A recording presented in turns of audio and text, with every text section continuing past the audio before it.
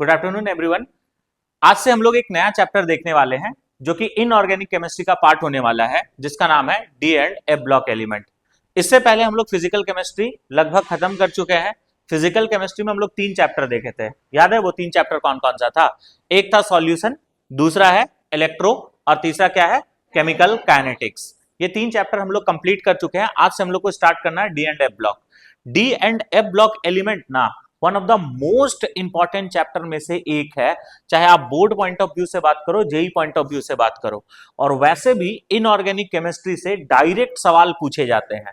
अगर आप छोटा छोटा एजम्पशन, छोटा छोटा पॉइंट याद कर लोगे ना, तो डी एंड एफ ब्लॉक से आसानी से 2 या 3 क्वेश्चन जो पूछा जाता है मेंस में, उसको आप सही करके आ सकते हो। देखो मेंस में ना एक और टॉपिक है सॉल्ट एनालिसिस, ठीक है। सॉल्ट एनालिसिस भी डी एंड एफ ब्लॉक के ऊपर में ही थोड़ा बहुत बेस्ट है। अगर डी एंड एफ ब्लॉक आपको अच्छे से समझ में आ जाएगा ना, तो सॉल्ट एनालिसिस भी आप अच्छे से समझ सकते हो। साथ ही साथ इसके बाद हम एक नया चैप्टर पढ़ाएंगे जिसका नाम है कोऑर्डिनेशन कंपाउंड, ठीक है। वो भी काफी इंपॉर्टेंट है इस साल, कोऑर्डिनेशन कंपाउंड। और अगर हम बात करें केमिकल बॉन्डिंग, तो यही 2 चैप्टर से जेई एडवांस में लगभग 25 से 30 नंबर का सवाल पूछा गया था। तो इतना इंपॉर्टेंट होता है इनऑर्गेनिक केमिस्ट्री। यहाँ पे कोई बहुत वास्ट कैलकुलेशन तुमसे नहीं पूछा जाएगा, नॉर्मल छोटा छोटा थ्योरी से क्वेश्चन पूछा जाता है। तो चलिए देर ना करते हुए हम लोग एक नया चैप्टर स्टार्ट करते हैं जिसका नाम है D and F block element. बात समझे, ठीक है। अब मन में एक सवाल यह आएगा कि sir D and F block element के बारे में हम लोग को पढ़ना क्यों पड़ता है, ठीक है। देखो वैसे अगर हम बात करें ना, तो D and F block element जो है वो हमारे डे टू डे लाइफ में बहुत ज्यादा इंपॉर्टेंट रोल प्ले करते हैं।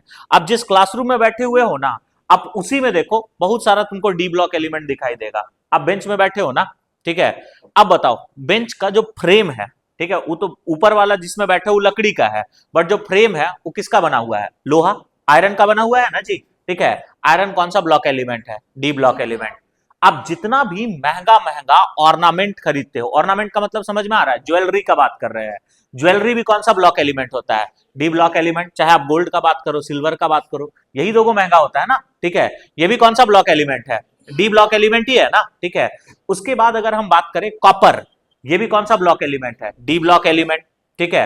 तो हमारे डे टू डे लाइफ में ना D and F block element का काफी ज्यादा इंपॉर्टेंस है, ठीक है। जैसे अगर हम बात करें, अब तो एलईडी बल्ब आ गया, पहले हम लोग एक बल्ब यूज करते थे फिलामेंट वाला, याद है, ठीक है।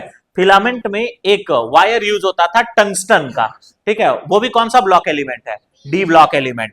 बात क्लियर है, ठीक है। तो डी ब्लॉक एलिमेंट का हमारे डे टू डे लाइफ में बहुत ज्यादा यूजेस है, इसी वजह से हम लोग डी ब्लॉक एलिमेंट के बारे में पढ़ते हैं। बात समझे, ठीक है। अब यही सारा बात अभी हम लोग का कुछ कुछ यहाँ पे लिखा हुआ है। देखो क्या लिखा हुआ है, आराम से बात को समझते हैं, ठीक है। लिखो, ठीक है। The D and F block element are less known as compare to other element. तो D and F block element जो है ना, अदर एलिमेंट के कंपैरिजन में लेस नोन होते हैं हमारे लिए, ठीक है, of the periodic table, but still they have huge application. But उनका एप्लीकेशन जो होता है वो ज्यादा होता है। जैसे अगर हम बात करें तो क्या क्या एप्लीकेशन होता है? Like iron. Iron is broadly used in development of industry, ठीक है। जितना भी इंडस्ट्री है ना, वहां पे आयरन को आपको यूज करना पड़ता है, ठीक है। आयरन का डेवलपमेंट के लिए काफी ज्यादा यूज है, इंडस्ट्री डेवलपमेंट के लिए। उसी तरह से टाइटेनियम का बात करें तो टाइटेनियम, ठीक है, as a part of manufacture of airship and spaceship. Titanium का हम लोग यूज करते हैं, ठीक है, एयरशिप या स्पेसशिप का मैन्युफैक्चर करने के लिए। बात समझ आया, ठीक है। अगर हम आगे बात करें नेक्स्ट, तो tungsten comes in use of making electrical fibres. देखो इलेक्ट्रिकल फाइबर्स कहने का मतलब क्या है कि इलेक्ट्रिकल अप्लायंसेस यानी इलेक्ट्रिसिटी से रिलेटेड कुछ कुछ सामान बनाने के लिए हम लोग एक एलिमेंट का यूज करते हैं जिसका नाम क्या है? टंगस्टन। बात समझ आया, ठीक है। तो ये सब वजह से हम लोगों को D and F block element के बारे में पढ़ना पड़ता है, ठीक है, और वो इंपॉर्टेंट हो जाते हैं। बात क्लियर हुआ, ठीक है। अब अगर हम आगे बात करें तो नेक्स्ट हम लोग थोड़ा सा आगे बढ़ने से पहले D and F block element के बारे में कुछ बेसिक बातें जान लेते हैं। देखो हम लोग जब ऑर्गेनिक केमिस्ट्री पढ़ते हैं ना, उस समय तुम लोग को हम केमिकल काइनेटिक्स में भी एक बात बताए थे कि किसी भी रिएक्टेंट को प्रोडक्ट में बदलने के लिए वो डायरेक्ट नहीं बदलता है। पहले रिएक्टेंट बदलता है कहां पे? एक्टिवेटेड कॉम्प्लेक्स, या फिर उसी को हम लोग ट्रांजिशन स्टेट बोलते हैं, ठीक है। फिर किस में बदलता है? प्रोडक्ट में। तो अगर तुम डी ब्लॉक एलिमेंट का पोजीशन देखना चाहोगे ना, तो डी ब्लॉक एलिमेंट का पोजीशन कुछ इस तरह से होगा, ठीक है। यहां पे होता है एस ब्लॉक, ठीक है, पहले होता है एस ब्लॉक, फिर यहां पे क्या होता है पी ब्लॉक, और बीच में कौन आता है तुम्हारा, बीच में आता है डी ब्लॉक। बात समझे ना। तो एस से पी में जाने के लिए हम लोगों के लिए डी जो है वो एक ट्रांजिशन एलिमेंट के जैसा एक्ट करता है, मतलब एक ब्रिज के जैसा एक्ट करता है। वहीं से पहले इसका नाम दिया गया था ट्रांजिशन एलिमेंट। बात क्लियर है, ठीक है। आगे चल करके ना इसका एक परफेक्ट डेफिनेशन दिया गया, और वो डेफिनेशन क्या है बात को समझो, ठीक है। डेफिनेशन ये है, ठीक है, ट्रांजिशन एलिमेंट का, कि वैसे डी ब्लॉक एलिमेंट जिसका नॉर्मल स्टेट में या कॉमन ऑक्सीडेशन स्टेट में डी ऑर्बिटल इनकम्प्लीटली फिल्ड होता है, उसी को हम लोग बोलते हैं ट्रांजिशन एलिमेंट। बात समझे, ठीक है। तो हम क्या क्या बात बोले, पहले ये डेफिनेशन नहीं दिया गया था, पहले ट्रांजिशन एलिमेंट का आइडिया कहां से आया, वो चूंकि एस और पी के बीच में होता है, तो एस से पी में ट्रांजिट होने के लिए, जाने के लिए, ठीक है, हम लोग डी को एक ब्रिज के जैसा एक्ट करते हैं, ठीक है। इसी वजह से उसको हम लोग ट्रांजिशन एलिमेंट कह रहे थे। बट आगे चल करके इसका डेफिनेशन दिया गया, और क्या डेफिनेशन दिया गया, वैसे डी ब्लॉक एलिमेंट जिसका नॉर्मल स्टेट में या कॉमन ऑक्सीडेशन स्टेट में डी ऑर्बिटल इनकम्प्लीटली फिल्ड हो, उसी को हम लोग क्या कहते हैं, ट्रांजिशन एलिमेंट, ठीक है। तो आपको यहां पे क्या क्या याद रखना है, पहला बात तो ये याद रखना है कि सर डी ब्लॉक एलिमेंट को हम लोग किस नाम से बुलाते हैं, ट्रांजिशन एलिमेंट के नाम से। बात क्लियर है, ठीक है। दूसरा, आपसे बोर्ड में सवाल पूछा जा सकता है बच्चा कि ट्रांजिशन एलिमेंट किसे कहा जाता है। तो अगर हम ट्रांजिशन एलिमेंट का बात करें ना, ट्रांजिशन एलिमेंट हम लोग किसको कहते हैं, तो वैसे डी ब्लॉक एलिमेंट जिसका नॉर्मल स्टेट में या कॉमन ऑक्सीडेशन स्टेट में डी ऑर्बिटल इनकम्प्लीटली फिल्ड होता है, उसी को हम लोग बोलते हैं ट्रांजिशन एलिमेंट। अब मन में सवाल यह आएगा कि सर कंप्लीटली फिल्ड और इनकम्प्लीटली फिल्ड का मतलब क्या होता है। तो आप सभी बच्चे को पता होगा कि डी सबसेल में मैक्सिमम कितना इलेक्ट्रॉन होता है, कितना इलेक्ट्रॉन होता है, सबसेल होता है 5, ठीक है। जो आप बता रहे हो वो सबसेल बता रहे हो, सबसेल कितना होता है 5, ठीक है। और एक ऑर्बिटल में, ठीक है, सॉरी सबसे, अगर हम डी सबसेल में बात करें तो सबसेल में ऑर्बिटल कितना होता है 5, तो 5 ऑर्बिटल होता है। हम बोले कि इलेक्ट्रॉन कितना होता है, एक ऑर्बिटल में क्या इलेक्ट्रॉन होता है, ठीक है। तो 5 ऑर्बिटल में कितना इलेक्ट्रॉन होगा, 10। तो अगर 10 इलेक्ट्रॉन होगा तो उसको हम लोग बोलेंगे फुल फील्ड, उसको क्या बोलेंगे, और अगर 5 इलेक्ट्रॉन होगा तो उसको हम लोग क्या कहेंगे, हाफ फील्ड। इसका मतलब तुमको समझ में आ चुका होगा कि अगर डी ऑर्बिटल इनकम्प्लीटली फील्ड होना चाहिए, ठीक है, तो इनकम्प्लीटली फील्ड मतलब क्या है, 10 से क्या होना चाहिए, कम इलेक्ट्रॉन होना चाहिए, आधा नहीं, 10 से क्या होना चाहिए, कम होना चाहिए।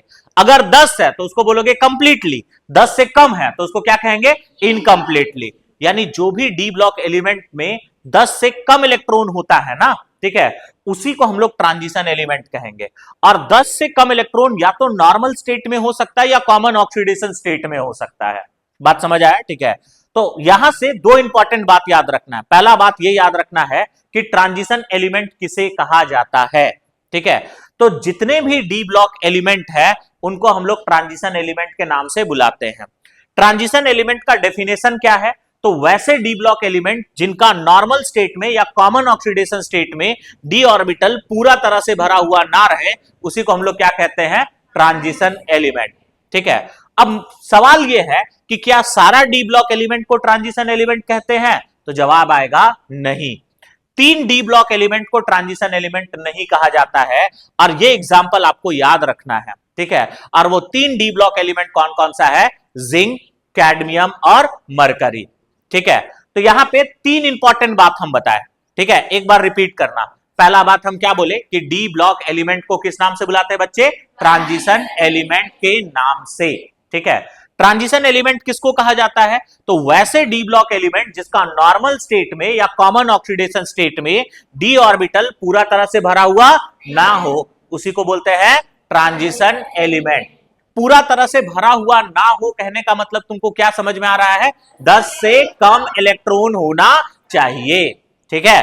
अब अगर हम बात करें तो सारा डी ब्लॉक एलिमेंट को ट्रांजिशन एलिमेंट कहते हैं क्या, नहीं कहते हैं। 3 डी ब्लॉक एलिमेंट को ट्रांजिशन एलिमेंट नहीं कहा जाता है, और वो 3 डी ब्लॉक एलिमेंट कौन कौन सा है बच्चे, जिंक, कैडमियम, मरकरी, ठीक है। अब सवाल ये है ना कि सर ZnCd और Hg को हम लोग ट्रांजिशन एलिमेंट क्यों नहीं कहते हैं, ठीक है, तो जो डेफिनेशन बताए उसी के बेसिस पे हम एक्सप्लेन करते हैं, ध्यान दीजिएगा। ठीक है, अगर हम बात करें, देखो यही सारा बात यहां पे लिखा हुआ है, जो बात हम आपको एक्सप्लेन किए, ध्यान दीजिएगा क्या लिखा है। ठीक है, देखो पहला बात तो यहां पे ये लिखा हुआ है कि D block element are known as क्या, transition element. D block element को हम लोग ट्रांजिशन एलिमेंट के नाम से बुलाते हैं। दूसरा बात अगर हम बात करें तो यहां पे हम आप लोग को बताएं ट्रांजिशन एलिमेंट किसे कहा जाता है। तो बच्चे ट्रांजिशन एलिमेंट हम लोग किसको कहते हैं, देखो those d block element which have incompletely filled d orbital in normal state और कॉमन ऑक्सीडेशन स्टेट, और क्या, common oxidation state is known as क्या, ट्रांजिशन एलिमेंट। तीन डी ब्लॉक एलिमेंट को ट्रांजिशन नहीं कहते, वो कौन कौन सा है, जिंक, कैडमियम और मरकरी, यानी ZnCd और Hg। बोलो बात समझे, ठीक है। अब इनको ट्रांजिशन क्यों नहीं कहते हैं, बात को समझिए। अगर हम ZnCd और Hg का इलेक्ट्रॉनिक कॉन्फ़िगरेशन का बात करें तो सबसे पहले हम बात करते हैं Zn, फिर बात करेंगे Cd, फिर क्या बात करेंगे, Hg। अगर आप Zn का कॉन्फ़िगरेशन का बात करोगे ना तो इसका कॉन्फ़िगरेशन होता है आर्गन 4s2 3d10, ठीक है। कैडमियम का कॉन्फ़िगरेशन क्या होगा, अब बातों को समझिए। देखो हम लोग क्या करते हैं ना, कॉन्फ़िगरेशन बड़ा होने से, ठीक है, बचने के लिए, कॉन्फ़िगरेशन चूंकि बड़ा हो जाता है तो उतना बड़ा कॉन्फ़िगरेशन से लिखने से बचने के लिए हम लोग क्या करते हैं, नोबल गैस का नाम लिखते हैं। और नोबल गैस लिखने का ट्रिक क्या है, अगर तुम चौथा पीरियड का कॉन्फ़िगरेशन कर रहे हो ना तो नोबल गैस लिखोगे तीसरा पीरियड का, बात समझे, ठीक है। और अगर पांचवा पीरियड का कॉन्फ़िगरेशन कर रहे हो तो नोबल गैस लिखोगे किसका, चौथा का। अब कैडमियम जो है ना बाबू, वो पांचवा पीरियड है, कौन सा पीरियड है, पांचवा, तो नोबल गैस कैडमियम में किसका आएगा, चौथा। अब देखो पहले आता है हीलियम, फिर आता है नियोन, फिर आता है आर्गन, इसीलिए चौथा में आर्गन का नाम लिख दिए। आर्गन के बाद आता है क्रिप्टन, कौन आता है, उसके बाद आता है जेनॉन, उसके बाद कौन आता है, इसका मतलब समझ में आ गया सर कि यहां पे हमको लिखना होगा Kr और यहां पे लिखना होगा क्या, Xe, बात समझे, ठीक है। इसके बाद तुमको क्या करना है सर, यहां पे 4s है तो बस यहां पे क्या लिखोगे 5s, और यहां पे क्या लिखोगे 6s। यहां पे 3d था तो यहां पे क्या लिखोगे 4d10, और यहां पे क्या लिखोगे 5d10। बोलो बात समझ में आया ना, ठीक है। तो यहां पे अगर तुम बात करोगे तो अब ध्यान दो, हम आप लोग को अभी कुछ देर पहले बताए थे ना, क्या बताए थे कि अगर डी में 10 इलेक्ट्रॉन है तो उसको फुलफिल्ड बोलेंगे कि, ठीक है, फुलफिल्ड बोला जाएगा, मतलब कंप्लीटली फिल्ड बोला जाएगा, या फिर कंप्लीटली फिल्ड नहीं बोला जाएगा, कंप्लीटली फिल्ड बोला जाएगा सर, ठीक है। तो यहां डी में देखो कितना इलेक्ट्रॉन है 10, यहां पे भी कितना है 10, यहां पे भी कितना है, बताओ डी ऑर्बिटल कंप्लीटली फिल्ड है कि इनकम्प्लीटली फिल्ड है, बहुत अच्छे, कंप्लीटली फिल्ड। बोलिए कोई दिक्कत है इसमें। अब तुम कहोगे कि सर ये तो नॉर्मल स्टेट में ना कंप्लीटली फिल्ड है, ठीक है, बट आप डेफिनेशन में बोले थे नॉर्मल या कॉमन, दोनों में से किसी एक में अगर इनकम्प्लीटली फिल्ड हो जाए तो हम उसको ट्रांजिशन एलिमेंट बोल सकते हैं। तो आप तो बताए हैं कि नॉर्मल स्टेट में ये कंप्लीटली फिल्ड है, जरा इसका कॉमन ऑक्सीडेशन स्टेट भी लिख करके बताइए, कहीं उस केस में अगर इनकम्प्लीटली हो गया तब तो आपका बात गलत हो जाएगा, ठीक है। तो देखो इसका कॉमन ऑक्सीडेशन स्टेट का बात करते हैं बाबू। Zn का कॉमन ऑक्सीडेशन स्टेट होता है Zn2+, क्या होता है, Zn2+। कैडमियम का कहीं कहीं Cd+ दिखता है या Cd2+ होता है, मान लेते हैं ना Cd2+, और मरकरी का हम लोग लेते हैं Hg2+, ठीक है, हालांकि Hg+ भी होता है, ठीक है। तो Hg2+ या Hg+ दोनों ही कॉमन ऑक्सीडेशन स्टेट है, तो तुम +1 लो या +2 लो, फर्क नहीं पड़ता है, ठीक है। अगर मान लो कि +2 में, ठीक है, अगर फुलफिल्ड दिख रहा है डी, मतलब जाहिर सा बात है +1 में भी फुलफिल्ड रहेगा, हाँ या ना, ठीक है। अब अगर हम 2+ का बात करें बच्चे तो कितना इलेक्ट्रॉन निकालना पड़ेगा, बता तो, 2, कितना इलेक्ट्रॉन निकालना पड़ेगा। अब एक बात बताओ जी, ठीक है, जैसे इसको ऐसे समझो, मान लो कि एक दीवार है, जैसे ये मान लो दीवार है, यहां से हम लोग एकदम पूरा साइकिल को खड़ा करना शुरू किए हैं, ठीक है। तो बताओ सबसे पहला साइकिल कहां से निकलेगा, ये पहला वाला निकलेगा कि आखिरी वाला निकलेगा, आखिरी वाला निकलेगा। तो सेम कहानी इलेक्ट्रॉन में भी होता है, भरना हम शुरू करते हैं पहला ऑर्बिट से, ठीक है, भरना शुरू करते हैं कहां से, पहला ऑर्बिट से, बट जब निकालने का बारी आएगा, देखो हम रखना जब शुरू करेंगे तो यहां से रखेंगे ना, ठीक है, बट निकालना हो रहा है तो कहां से निकाल रहे हैं, आखिरी से। उसी तरह से इलेक्ट्रॉन जब भरना होता है तो हम लोग भरते हैं पहला ऑर्बिट से, ठीक है, बट जब इलेक्ट्रॉन को हमको निकालना होगा तो कहां से निकाला जाएगा बच्चा, आखिरी से। अब सवाल यह है ना, आखिरी यहां पे कौन है, लिखा हुआ पे मत जाना, ठीक है, पहला सबसे अंदर होगा, फिर क्या होता है दूसरा, फिर तीसरा, फिर चौथा। अब देखो यहां पे 4s यानी वो चौथा सेल का बात कर रहा है, 3d यानी ये तीसरा सेल का बात कर रहा है। बात समझे? ठीक है, तो बताओ बाबू 4s बाहर वाला में होगा या 3d बाहर होगा? 4s बाहर होगा सर। ठीक है, मतलब तुमको कितना इलेक्ट्रॉन निकालना बाबू? 2 इलेक्ट्रॉन। s में कै गो इलेक्ट्रॉन है? तो इलेक्ट्रॉन खाली s से निकलेगा ना। ठीक है, तो इसका कॉन्फ़िगरेशन Zn2+ का क्या हो जाएगा बच्चे बोलो? आर्गन 4s0 3d10, यही होगा ना। Cd2+ में भी 2 इलेक्ट्रॉन निकालोगे तो इसका क्या हो जाएगा बताओ तो यहां पे Kr, फिर क्या लिखेंगे बोलो? 5s0 4d10, 5s0 4d10। और यहां पे अगर बात करोगे तो क्या लिखोगे? Xenon, फिर क्या लिखोगे? 6s0 5d10, यही लिखा जाएगा ना। अब यहां पे अगर तुम ध्यान दे रहे होगे तो सर डी में 10 इलेक्ट्रॉन, यहां पे भी 10, यहां पे भी 10। अगर 10 है तो इसको तो हम कंप्लीटली फिल्ड कहते हैं, यानी ये भी कंप्लीटली फिल्ड है कि नहीं है? है, कंप्लीटली फिल्ड, कंप्लीटली फिल्ड है। बात समझ आया? ठीक है, तो देखो जब हम जिंक, कैडमियम और मरकरी का बात करें तो जिंक, कैडमियम और मरकरी, ठीक है, जो है उसका नॉर्मल स्टेट में और कॉमन ऑक्सीडेशन स्टेट दोनों में डी ऑर्बिटल कंप्लीटली फिल्ड होता है। ठीक है, दोनों में डी ऑर्बिटल क्या होता है? कंप्लीटली फिल्ड होता है। इसी वजह से इसको ट्रांजिशन एलिमेंट के कैटेगरी में नहीं रखते हैं। बात समझ आया ना? ठीक है, तो अगर तुमसे पूछा जाए, देखो आजकल ना जेई में स्टेटमेंट वाला भी क्वेश्चन पूछता है, बात क्लियर है? ठीक है, तो तुमको बोल देगा कि जिंक, कैडमियम और मरकरी को ट्रांजिशन एलिमेंट क्यों नहीं माना जाता है।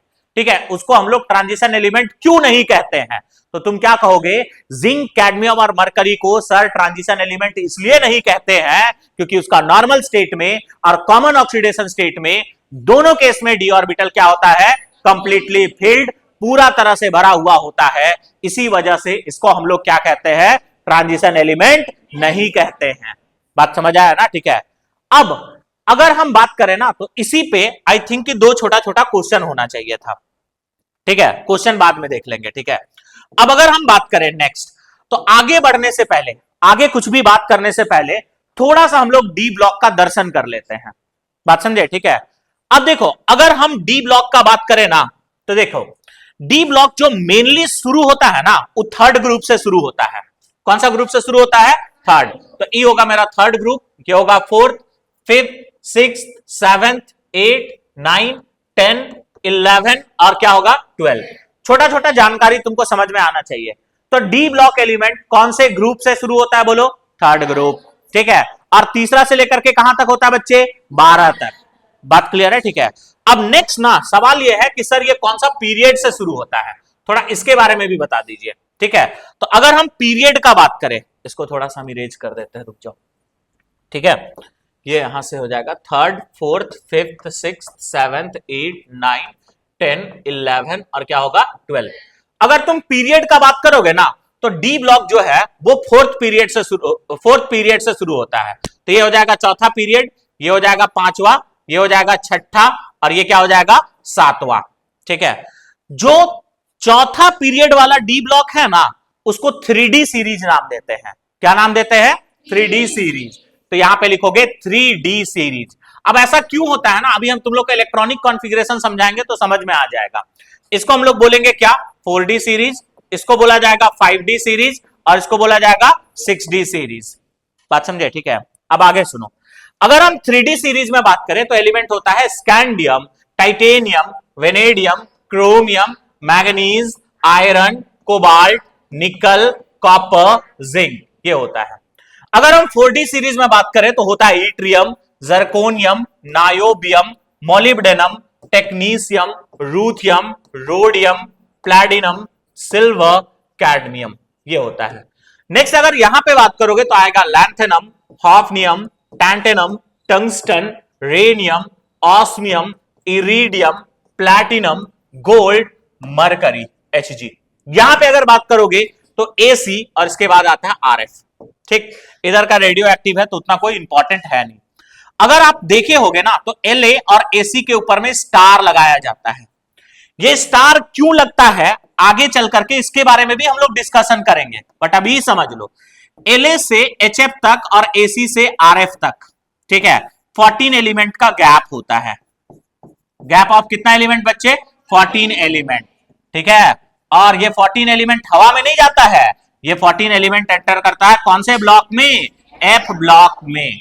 आगे चल करके हम आप लोग को कुछ कुछ पीरियोडिक प्रॉपर्टी पढ़ाएंगे, उसमें ये काफी यूज आएगा। बोलो बात समझ में आया ना? ठीक है, तो हम यहां से क्या क्या बात समझे? पहला बात तो ये समझे कि डी ब्लॉक कहां से शुरू होता है? थर्ड ग्रुप से। और कहां तक जाता है? 12 तक जाता है। कौन सा पीरियड से शुरू होता है? चौथा पीरियड, ठीक है। और कहां तक जाता है? 7वां तक। अगर हम 3D सीरीज बोल रहे हैं, ठीक है, तो मत समझना हम थर्ड पीरियड का बात कर रहे हैं। जो फोर्थ पीरियड का डी ब्लॉक एलिमेंट है उसी को हम लोग क्या कहते हैं? 3D series. बोलो बात समझ में आया ना? ठीक है। अब अगर हम बात करें ना तो पूरा डी ब्लॉक तुमको याद रखने का जरूरत नहीं है उतना, ठीक है। हालांकि हम लोग इतना बार अभी डी ब्लॉक में इसको यूज करेंगे ना, मोस्ट प्रोबेबली तुमको क्लास में ही सारा बात याद आ जाएगा। बात समझे? ठीक है। अब आगे बात को समझिए, ठीक है। देखो, जो ज्यादातर तुमको याद रखना है वो 3D सीरीज को याद रखना है। मैक्सिमम जो सवाल वगैरह पूछे जाते हैं वो 3D सीरीज से ही पूछे जाते हैं। बात क्लियर है? ठीक है। 4D और 5D का कुछ कुछ इंपॉर्टेंट एलिमेंट है वो हम मार्क कर देंगे तो आप लोग उसको याद रख सकते हो। बात समझे? ठीक है। देखो, सबसे पहला टॉपिक जो अब हम लोग देखेंगे वो है डी ब्लॉक एलिमेंट में इलेक्ट्रॉनिक कॉन्फ़िगरेशन। क्या देखेंगे? Electronic configuration. अब आइए समझते हैं इलेक्ट्रॉनिक कॉन्फ़िगरेशन के बारे में। तो इलेक्ट्रॉनिक कॉन्फ़िगरेशन करने से पहले देखो कुछ छोटा छोटा यहां पे सवाल दिया गया है। सवाल क्या है? State whether the following statement is true या फॉल्स। तो आप ही लोग को आंसर करना है, ठीक है। हम आप लोग को एक्सप्लेन करेंगे, ट्रू या फॉल्स में तुमको आंसर करना है। पहला बोला है all transition element are known as d block element. क्या बोल रहा है? सुनो ध्यान से। जितने भी ट्रांजिशन एलिमेंट है सब डी ब्लॉक एलिमेंट है। सही है या गलत है? सही है ना? जितना भी ट्रांजिशन है सब डी ब्लॉक ही है ना जी। पी ब्लॉक एलिमेंट को हम लोग ट्रांजिशन बोलते हैं क्या? नहीं ना बोलते हैं, ठीक है। मतलब ये जो स्टेटमेंट होगा ट्रू होगा या फॉल्स होगा? ठीक है, गुड। ये क्या होगा तुम्हारा? ट्रू होगा, ठीक है। नेक्स्ट अगर हम इस पे बात करें तो यहां पे बोला गया all d block element are known as transition element. अब ध्यान दीजिएगा, ये बोल रहा है ऑल डी ब्लॉक एलिमेंट, सारा डी ब्लॉक एलिमेंट को ट्रांजिशन एलिमेंट बोलते हैं। सही है या गलत है? एकदम बिल्कुल गलत है भाई। क्यों नहीं गलत है? क्योंकि हम लोग को पता है 3 को ट्रांजिशन नहीं बोलते हैं, और वो 3 कौन कौन सा था? Zinc, cadmium, mercury. तो ट्रू होगा या फॉल्स होगा सर? बोलो बात समझ में आया? चलो, अब हम लोग आगे बढ़ते हैं और नेक्स्ट हम लोग बात करते हैं इलेक्ट्रॉनिक कॉन्फ़िगरेशन के बारे में। बात समझे? ठीक है। देखो, इलेक्ट्रॉनिक कॉन्फ़िगरेशन में ना एक सवाल पूछा जाता है, जनरल इलेक्ट्रॉनिक कॉन्फ़िगरेशन, ठीक है। ये स्टेटमेंट को आप लोग याद रखना। जो डी ब्लॉक एलिमेंट होते हैं ना उसका जनरल इलेक्ट्रॉनिक कॉन्फ़िगरेशन क्या होता है?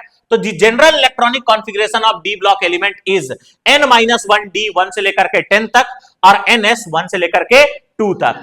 कहने का मतलब यह है कि जो भी तुम्हारा जितना भी डी ब्लॉक एलिमेंट है उसका जनरल इलेक्ट्रॉनिक कॉन्फ़िगरेशन, मतलब सारा डी ब्लॉक एलिमेंट को मिला करके एक कॉन्फ़िगरेशन दिया गया है, उसी को हम लोग बोलते हैं जनरल इलेक्ट्रॉनिक कॉन्फ़िगरेशन। इस इलेक्ट्रॉनिक कॉन्फ़िगरेशन का मतलब क्या है? जो तुम्हारा डी ब्लॉक में n-1 डी सबसेल होगा वहां पे इलेक्ट्रॉन 1 से लेकर के 10 तक हो सकता है। 1 से लेकर के क्या हो सकता है? 10 तक हो सकता है। बात क्लियर है? ठीक है। आगे अगर हम बात करें, जो ns सबसेल होगा, जो सबसे बाहर वाला s सबसेल होगा, वहां पे या तो 1 इलेक्ट्रॉन होगा या फिर 2 इलेक्ट्रॉन होगा। बात क्लियर है? ठीक है। हालांकि एनसीईआरटी में यही जनरल इलेक्ट्रॉनिक कॉन्फ़िगरेशन लिखता है, बट इस जनरल इलेक्ट्रॉनिक कॉन्फ़िगरेशन में एक एक्सेप्शन है। पीडी के जो एस सबसेल होता है उसमें एक भी इलेक्ट्रॉन नहीं होता है, ठीक है। तो ये सब भी कुछ कुछ बात है, इसको ध्यान में रखना। ये जनरल इलेक्ट्रॉनिक कॉन्फ़िगरेशन में एक एलिमेंट एक्सेप्शन में छूट ही जाता है, वो कौन है? पीडी। पीडी के एस सबसेल में एक भी इलेक्ट्रॉन नहीं होता है। जबकि ये क्या कह रहा है? जितना भी डी ब्लॉक होगा उसका एस में या तो 1 इलेक्ट्रॉन होगा या फिर कितना इलेक्ट्रॉन होगा? 2। जीरो का तो बात नहीं किया, बट पीडी के एस में कितना इलेक्ट्रॉन होता है? 0, एक भी नहीं होता है। बोलो बात समझे ना? ठीक है। अब आगे सुनिए।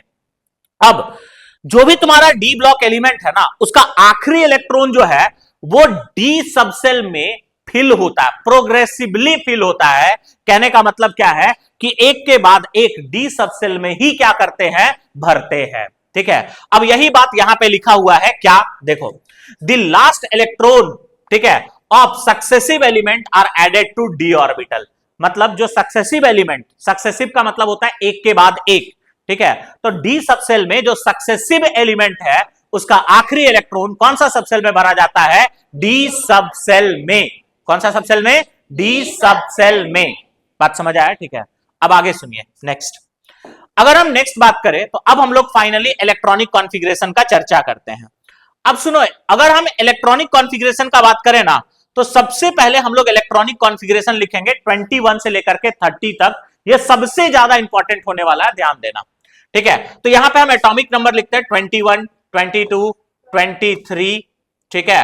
अब सुनो जरा, 24, 25, 26, 27, 28, 29, 30। अब सुनिए आगे, अगर हम 21 पे एलिमेंट का बात करें तो कौन आता है बच्चे, scandium, titanium, vanadium, chromium, manganese, iron, cobalt, निकल, कॉपर, जिंक, ठीक है। आप लोग को यह भी बात याद होगा, ठीक है, जो तुम्हारा क्या हुआ, छोड़ दो, ठीक है। आप लोग को यह भी बात याद होगा कि जो तुम्हारा नंबर ऑफ इलेक्ट्रॉन होता है वो किसके इक्वल होता है, एटॉमिक नंबर। याद आया कुछ, ठीक है। तो हम क्या बोलेंगे, जो भैया नंबर ऑफ इलेक्ट्रॉन होता है ना वो किसके इक्वल होता है, एटॉमिक नंबर के इक्वल। मतलब बाबू स्कैंडियम में कै गो इलेक्ट्रॉन होगा, 21, 21 गो इलेक्ट्रॉन होगा, और यही 21 इलेक्ट्रॉन को भरना है, ठीक है, सबसेल में। इसी को हम लोग इलेक्ट्रॉनिक कॉन्फ़िगरेशन कहते हैं। अब आप लोग को हम क्लास 11th में ये सिखाए थे कि सबसे पहले इलेक्ट्रॉन भरा जाता है सर किसमें, 1s में, फिर 2s, फिर 2p, फिर 3s, फिर 3p, फिर 4s, फिर 3d, फिर 4p, ऐसे ही भरते हैं, ठीक है। अभी 3d तक तुमको याद रखना है। फिर आगे तुमको ये भी सिखाए थे सर, s में ना 2 इलेक्ट्रॉन भरा जाता है, p में ना सर 6 को इलेक्ट्रॉन भरा जाता है, d में मैक्सिमम कितना, 10। आगे f भी आएगा बाबू, कितना इलेक्ट्रॉन, 14। बात क्लियर है, ठीक है। अब सोचो, अगर हम स्कैंडियम भैया का बात करें तो स्कैंडियम भैया में कितना इलेक्ट्रॉन है, 21। कितना इलेक्ट्रॉन है, 21। तो अब तुमको 21 को इलेक्ट्रॉन को भरना है, ठीक है। सबसे पहले इलेक्ट्रॉन तुम कहां पे भरोगे बताओ, 1s, कै गो इलेक्ट्रॉन होगा, 2, ठीक है। फिर हम लोग भरेंगे कहां पे, 2s, कै गो इलेक्ट्रॉन होगा, 2। फिर भरेंगे कहां पे, 2p, कितना, 6, 3s, कितना, 2, 3p, 6, 4s, 2। गिनो तो कै गो इलेक्ट्रॉन भर गया, 4, ठीक है, 4, 6, 10, 11, 12, 6, 18 और 2 कितना, 20। अभी भी एगो बच गया ना, देखो हम यहां पहुंच गया। इसके बाद कहां भरेंगे सर, 3d, तो 3d कितना, 10 मत लिख देना, जय गो इलेक्ट्रॉन है उतना ही भरोगे ना। जब 10 भर जाएगा तब इसके आगे का सोचेंगे, ठीक है। अब इतना बड़ा कॉन्फ़िगरेशन लिखने में तुम लोग को होगा कष्ट, ठीक है, तो हम इसको थोड़ा सिंप्लीफाई करते हैं। हमको पता है इसके आगे में जस्ट कौन सा नोबल गैस आता है बताओ, आर्गन, और इसका एटॉमिक नंबर होता है 18, और इसका इलेक्ट्रॉनिक कॉन्फ़िगरेशन होता है 1s2, 2s2, 2p6, 3s2, 3p6, ठीक है। अब अगर हम बात करें तो यहां तक जो तुम्हारा कॉन्फ़िगरेशन है 3p6 तक, इसको हम लोग हटा देंगे और क्या लिख लेंगे इसके जगह में, बोलो, आर्गन, ठीक है। और उसके बाद लिखेंगे 4s2, 3d1। तो अब आगे से हम इसी वे में कॉन्फ़िगरेशन लिखेंगे। जैसे हम आर्गन लिख देंगे तुमको यह बात समझ में आ जाएगा कि सर आप 3p6 तक इलेक्ट्रॉन भर चुके हैं, अब आपको इलेक्ट्रॉन भरना है कहां पे, 4s में, ठीक है। किसमें भरना है, 4s में, ठीक है। अब इसका अगर बात करोगे, आर्गन 18 इलेक्ट्रॉन भर गया ना जी, ठीक है, 4s2 20 हो गया ना, 3d2 22 हो गया। इसका कॉन्फ़िगरेशन क्या हो जाएगा, आर्गन 4s2 3d3। इसका क्या होगा, आर्गन 4s2 3d4। ऐसे ही हम लोग अमूमन सोचते हैं, ठीक है, बट मुबारक हो, ये है गलत, ठीक है। और इसके ऊपर में लगा लो स्टार, ये सवाल पूछा जाता है। देखो हम लोग ना, ठीक है, केमिस्ट्री में स्टेबिलिटी के लिए कुछ भी कर सकते हैं, और माना यह जाता है कि कोई भी ऑर्बिटल हाफ फील्ड या फुल फील्ड कंडीशन में ज्यादा स्टेबल होता है। हाफ फील्ड या फुल फील्ड कंडीशन में क्या होता है, ज्यादा स्टेबल होता है। बात समझ आया? ठीक है, अब सुनो भैया, अगर हम एक इलेक्ट्रॉन इसको दे दे तो डी में 5 इलेक्ट्रॉन, हाफ फील्ड होगा कि नहीं होगा? एस में 1 इलेक्ट्रॉन, हाफ फील्ड होगा कि नहीं होगा? तो स्टेबिलिटी बढ़ जाता है। ठीक है, इसीलिए हम लोग एस का 1 इलेक्ट्रॉन को कहां पे भेज देते हैं? डी में। और इसका सही कॉन्फ़िगरेशन क्या होता है सर? Argon 4s1 3d5। बोलो, बात समझे? अब मैग्नीज में फिर से अपना पुराना तरीका में आ जाएंगे। ठीक, आर्गन यानी 18 इलेक्ट्रॉन भर गया सर, 4s2 20 हो गया, 3d क्या होगा? 5 भरते जाओ, आर्गन 4s2 3d6। ठीक है, फिर यहां पे आएगा आर्गन 4s2 3d7। इसमें अगर बात करोगे तो क्या होगा? Argon 4s2 3d8। ठीक है, कॉपर में बात करोगे क्या होगा? Argon 4s1 3d10। 4s2 3d9 नहीं होता है, ये गलत है। फिर से वही कॉन्सेप्ट, हाफ फील्ड और फुल फील्ड वाला। तो एक स्टार तुम कॉपर में भी लगाओगे। ठीक है, एस का 1 इलेक्ट्रॉन अगर भेज दे, ठीक है, डी में, तो डी में 10 हो जाएगा यानी फुल फील्ड हो जाएगा, और एस हो जाएगा हाफ फील्ड। तो सर कॉन्फ़िगरेशन क्या हो जाएगा? Argon 4s1 3d10। बोलो, सभी कोई को बात समझ में आ रहा है? और सर अगर हम Zn का बात करें ना, तो Zn का कॉन्फ़िगरेशन होगा आर्गन 4s2 3d10। ठीक है बाबू, 3D सीरीज में जितना भी एलिमेंट है उसका इलेक्ट्रॉनिक कॉन्फ़िगरेशन तुमको याद रखना है। अब कुछ भी चीज रटने का जरूरत नहीं है, पूरा इसको हम लोग कॉन्सेप्चुअली समझे। आर्गन क्यू लिखे, ठीक है, यहां पे एस का 1 इलेक्ट्रॉन को यहां क्यू ट्रांसफर किए, ये सारा बात आपको बताया गया है। ठीक है, अगर आपसे पूछा जाए कि क्रोमियम और कॉपर का एक्सेप्शनल इलेक्ट्रॉनिक कॉन्फ़िगरेशन क्यों दिखाई देता है, तो आप प्यार से आंसर करोगे कि सर इसलिए दिखता है क्योंकि हाफ फील्ड और फुल फील्ड कॉन्फ़िगरेशन का स्टेबिलिटी क्या होता है? ज्यादा। बोलो, बात समझ में आया ना? ठीक है, तो ये था तुम्हारा 3D सीरीज वाला कहानी।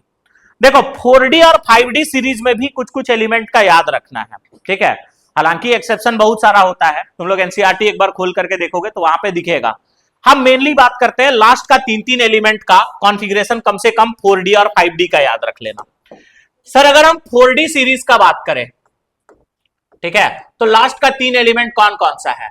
एक है पीडी, ठीक है, एक है तुम्हारा क्या? एजी, और एक है तुम्हारा क्या? सीडी। इसका अगर कॉन्फ़िगरेशन का बात करोगे तो नोबल गैस को ही केवल चेंज करना है ना जी। ठीक है, आर्गन के बाद कौन आता है सर? के आर। 4s के जगह क्या लिखोगे? 5s, और यहां पे क्या हो जाएगा? 0, और इसका दोनों इलेक्ट्रॉन डी में चला जाता है और यहां पे हो जाएगा 4d10। ठीक है, इसका कॉन्फ़िगरेशन के आर, फिर लिखोगे 5s1, फिर लिखोगे 4d10, और इसका कॉन्फ़िगरेशन तो कुछ देर पहले ही बताए थे, के आर 5s2 4d10।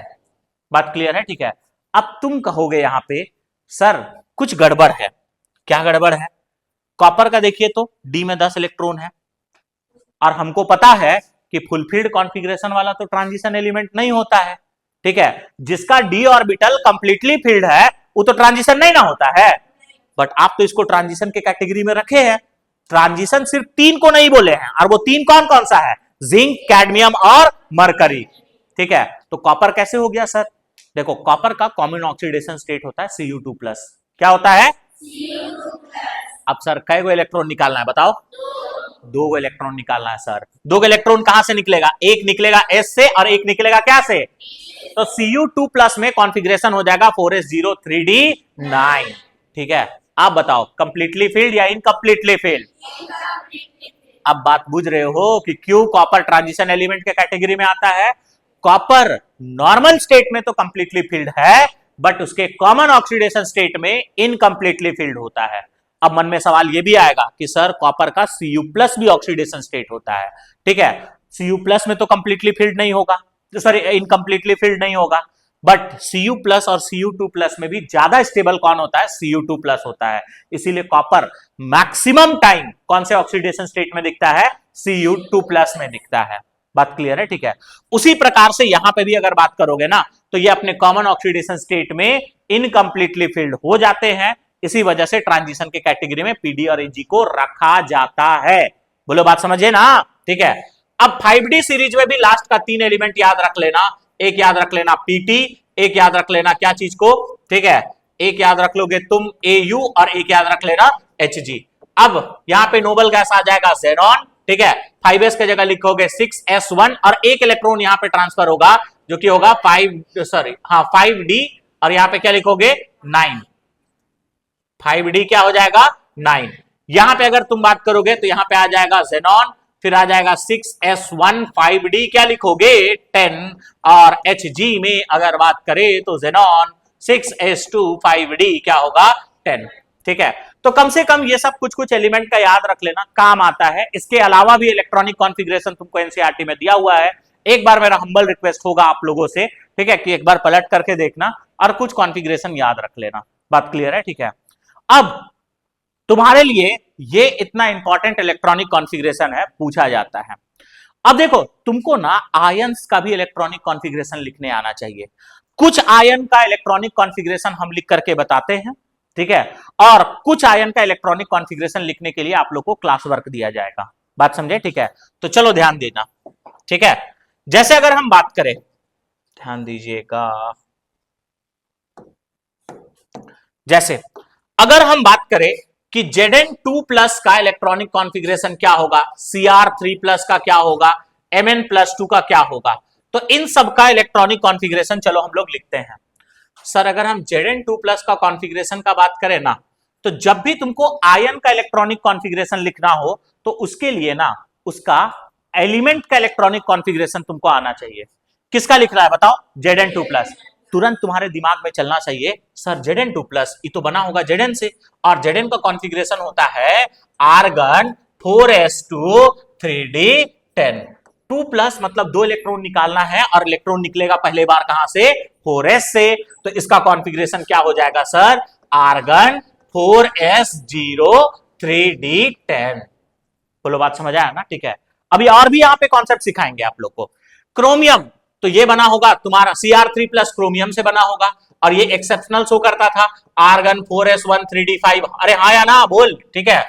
अब कितना इलेक्ट्रॉन निकालना है यहाँ पे, 3 इलेक्ट्रॉन, तो एक निकलेगा S से और बाकी निकलेगा D से, तो सर इसका कॉन्फ़िगरेशन क्या हो जाएगा, तो हो जाएगा आर्गन 4s0 3d, यहां पे क्या हो जाएगा 3। सर Mn2+ के लिए Mn का कॉन्फ़िगरेशन आना चाहिए। कॉन्फ़िगरेशन क्या होता है सर, आर्गन 4s2 3d क्या होता है 5।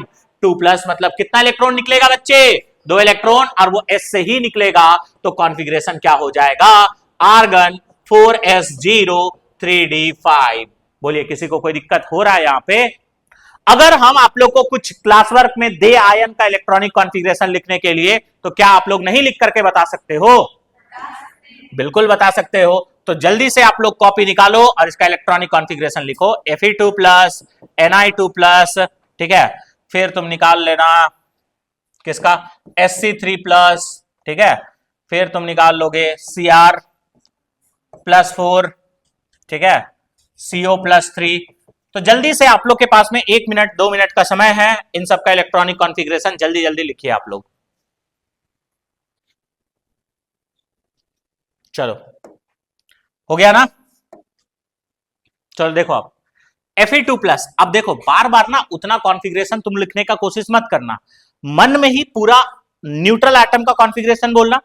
Fe का कॉन्फ़िगरेशन क्या होगा, आर्गन 4s2 3d6, 5 नहीं 3d6, 2 इलेक्ट्रॉन निकलना है, वो तो S से ही काम हो जाएगा, मतलब इसका कॉन्फ़िगरेशन क्या हो जाएगा बोलो, argon 4s0 3d6। Good. Ni2+, iron cobalt nickel, कहां पे आ जाएगा बताओ, 28, 4s2 3d8, 2+ मतलब 2 इलेक्ट्रॉन निकलेगा सर, तो इसका कॉन्फ़िगरेशन क्या हो जाएगा बोलो, आर्गन 4s0 3d8। यही होगा ना सर। Sc3+, ये तो 21 पे आता है, ठीक है। तो यहां पे इसका कॉन्फ़िगरेशन क्या होगा, आर्गन 4s2, दोनों इलेक्ट्रॉन निकल जाएगा, 4s0, अभी भी मेरा पेट नहीं भरा क्योंकि 3 इलेक्ट्रॉन निकालना है, तो यहां पे क्या हो जाएगा 3d0, क्योंकि D में तो एक ही इलेक्ट्रॉन होता है। Cr+4 क्रोमियम होता है आर्गन 4s1, एक इलेक्ट्रॉन को निकाल दो तो 4s0, अभी भी 3 चाहिए, तो D में 5 था, 3 निकल जाएगा, तो 3d क्या हो जाएगा 2, ठीक है। अगर हम कोबाल्ट में बात करें तो कोबाल्ट का कॉन्फ़िगरेशन क्या हो जाएगा सर, ठीक है, कॉन्फ़िगरेशन हो जाएगा आर्गन, फिर हम लोग क्या लिखेंगे बताओ 4s0, ठीक है। कोबाल्ट, आयरन के बाद आता है कोबाल्ट, मतलब 3d क्या हो जाएगा 6, ये इसका कॉन्फ़िगरेशन होगा। 3d 7 होता था ना जी, ठीक है, तो 7 गो इलेक्ट्रॉन था, एक निकलेगा तो 3d6 होगा कि नहीं होगा, अगर इस प्रकार से आयन का कॉन्फ़िगरेशन निकालने के लिए मिले तो निकाल पाओगे या नहीं निकाल पाओगे? अब ना इसका डायरेक्ट सवाल तो नहीं पूछा जाता है, बट इसका एप्लीकेशन तुमको कोऑर्डिनेशन में भी पूछेगा। आगे हम मैग्नेटिक मोमेंट कैलकुलेट करना सिखाएंगे, वहां पे भी जरूरत आएगा। कलर पूछेंगे, उसमें भी आएगा। बात क्लियर है? ठीक है, आगे हम लोग चलते हैं और एक और छोटा सा सवाल। ठीक है, देखो Cu2+ का इलेक्ट्रॉनिक कॉन्फ़िगरेशन क्या हो जाएगा? कौन सा ऑप्शन सही होगा, जल्दी बताइए। कौन सा हो जाएगा? B number. Cu2+ यानी Cu होता है 4s1 3d10, 2 इलेक्ट्रॉन निकलेगा, S से हो जाएगा 0। ठीक है, तो देखो S से 0, E तो ऐसे भी नहीं होने वाला है, E भी नहीं होने वाला है, S 0 दो जगह है। ठीक है, फिर एक और इलेक्ट्रॉन निकलेगा तो 3d10 से 3d9 होगा, यहीं पे दिख रहा है। आंसर कौन सा हो जाएगा? बी हो जाएगा। तो this was all about electronic configuration. एक बार हम लोग 5 मिनट जल्दी से समराइज कर लेते हैं कि आज के क्लास में हम लोग क्या क्या पढ़े। ठीक है, हम लोग क्या क्या बात किए बाबू? सबसे पहले ये समझे कि डी ब्लॉक एलिमेंट को किस नाम से बुलाया जाता है। डी ब्लॉक एलिमेंट को हम लोग ट्रांजिशन एलिमेंट कहते हैं। 3 को ट्रांजिशन नहीं कहते, जिंक, कैडमियम और मरकरी। ट्रांजिशन एलिमेंट किसे कहा जाता है? वैसे डी ब्लॉक एलिमेंट जिसका नॉर्मल स्टेट में या कॉमन ऑक्सीडेशन स्टेट में डी ऑर्बिटल इनकम्प्लीटली फिल्ड हो, इसी को ट्रांजिशन एलिमेंट कहते हैं। ठीक है, जिंक, कैडमियम, मरकरी में ऐसा केस नहीं होता है, इसीलिए उसको ट्रांजिशन एलिमेंट नहीं कहते हैं।